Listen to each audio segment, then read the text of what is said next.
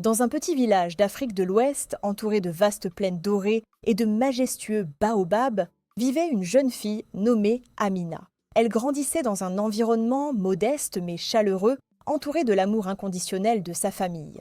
Son père, un menuisier habile, sculptait le bois avec une précision impressionnante, créant des meubles et des objets d'une beauté exquise, tandis que sa mère, une tisserande talentueuse, confectionnait des étoffes aux couleurs éclatantes qui illuminaient le marché du village. Dès son plus jeune âge, Amina montra une insatiable soif d'apprendre. Chaque matin, avant même que les premiers rayons du soleil n'effleurent l'horizon, elle se levait pour aider sa mère à préparer le petit déjeuner. Le parfum du café fraîchement moulu et des galettes de mil flottaient dans l'air pendant qu'elle se hâtait de rassembler ses affaires d'écolière. Elle marchait des kilomètres sur des sentiers poussiéreux, parfois pieds nus lorsque ses sandales s'usaient, avec pour seule motivation le rêve d'un avenir meilleur. L'école était son échappatoire. Chaque jour en classe était une opportunité d'en apprendre plus sur le monde qui l'entourait. Elle se passionnait particulièrement pour l'histoire et la littérature, s'émerveillant devant les récits des grandes figures africaines qui avaient changé le cours de l'histoire. Ses professeurs la remarquaient pour son intelligence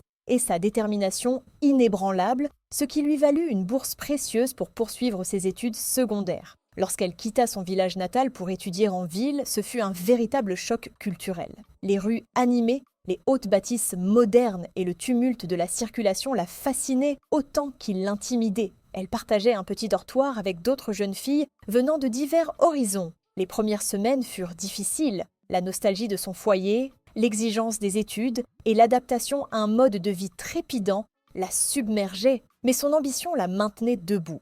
Elle passait ses nuits à étudier sous la lumière vacillante d'une lampe, déterminée à exceller. C'est à l'université qu'elle fit la rencontre de Kwame.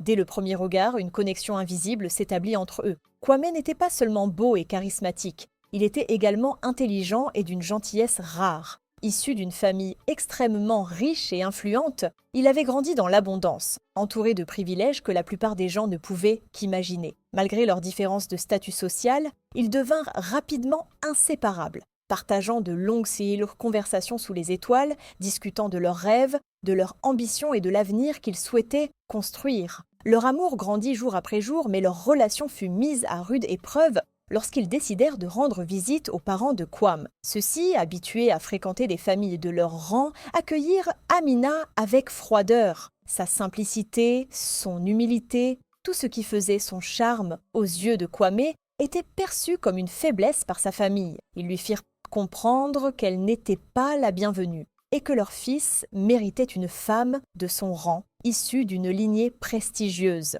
C'est à l'université qu'elle fit la rencontre de Kwame.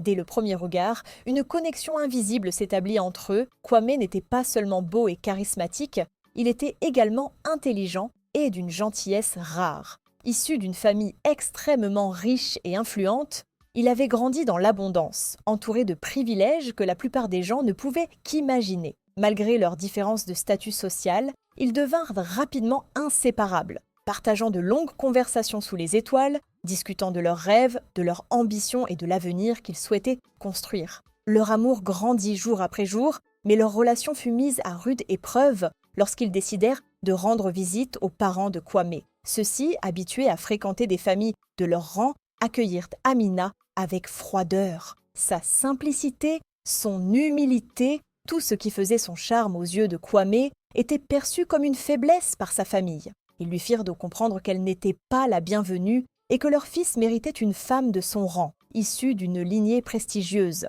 Peu de temps après, Amina découvrit qu'elle était enceinte. Lorsqu'elle annonça la nouvelle à Kwame, il fut d'abord bouleversé, puis émerveillé à l'idée de devenir père. Mais cette joie fut de courte durée. Lorsqu'il en informa ses parents, leur colère explosa. Furieux, ils exigèrent qu'Amina interrompe la grossesse, affirmant que cet enfant ne ferait que ternir leur réputation. La pression fut immense. On lui offrit de l'argent pour disparaître, on lui fit comprendre que cet enfant n'aurait pas sa place dans leur famille. Mais Amina refusa catégoriquement. Pour elle, cette petite fille était un cadeau, le fruit d'un amour sincère, et elle était prête à tout pour la protéger.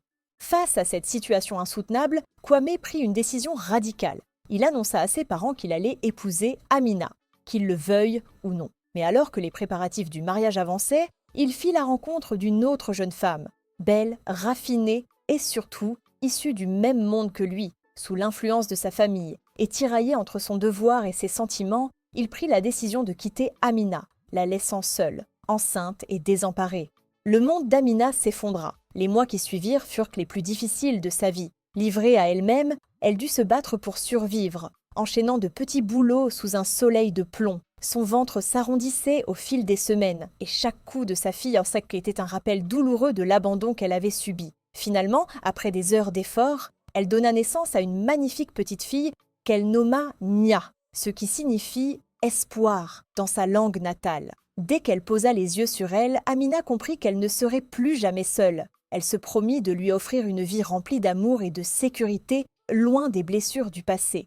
Pendant plusieurs mois, elle consacra chaque instant à Nia. Elle lui chantait des berceuses sous la lueur de la lune, la berçait contre sa poitrine et lui racontait des histoires d'ancêtres courageux. Son amour pour sa fille lui donna la force de se relever. Un jour, alors qu'elle vendait des étoffes sur le marché pour subvenir à leurs besoins, elle fit la rencontre de Malik, un homme d'une bienveillance rare. Contrairement à Quam, Malik n'était pas issu d'une lignée riche, mais il était honnête, patient et profondément respectueux. Peu à peu, il apprit à connaître Amina et sa fille, les entourant d'un amour sincère et inconditionnel.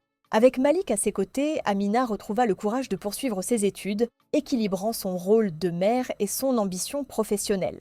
Ensemble, ils bâtirent un foyer rempli de tendresse et de sérénité. Naya grandissait dans un environnement sain, entouré d'affection et de bienveillance. Amina, qui avait cru un instant que son monde s'effondrait, réalisa qu'elle avait en réalité trouvé sa véritable force à travers les épreuves. Et chaque soir, en observant sa fille dormir paisiblement, elle se rappelait que malgré toutes les tempêtes traversées, elle avait trouvé son bonheur. Son passé ne la définissait plus. Elle était une femme courageuse, une mère dévouée et surtout une femme comblée.